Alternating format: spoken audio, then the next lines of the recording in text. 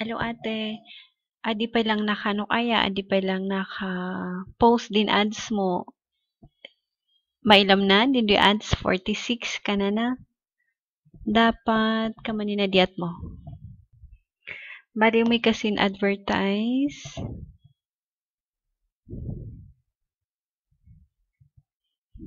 Ito na medyo slow. Okay, so nan-open din advertise. Siya click tan advertise. Tapos umi kasin manage ads.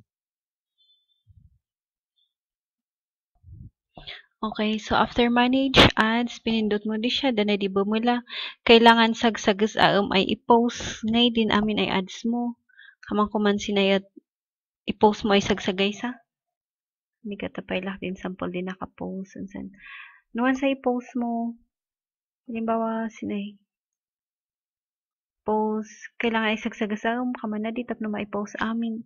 Nuwan sa na-i-post, di mailam, resume ad mo naka-post din post mo.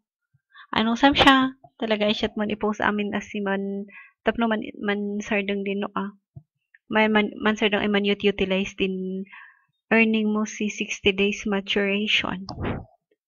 Salamat manang. Si kamanda magnoada kasi hindi no no edi ka na gets. Hey, wala ba palang dito ko? Wait mailak po sin earnings mo, baka nuwat din ads di mo. So, sir, pati sin boasting mo. So, baka, di ka baka wada din na restart sin boasting mo.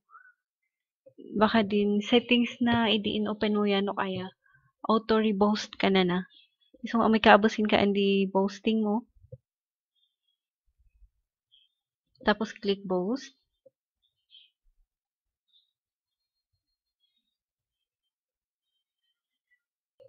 Okay, normally kasing post mo, ilam din portfolio mo ito. I-post mo abo. Kailangan i-post mo sinamot lang. Yan saan kami naka-post. Nung is na kamani di mailam sina, no complete ng baka na, idi inamag mo gamit din portfolio, baka wada di auto reboast ka na yan.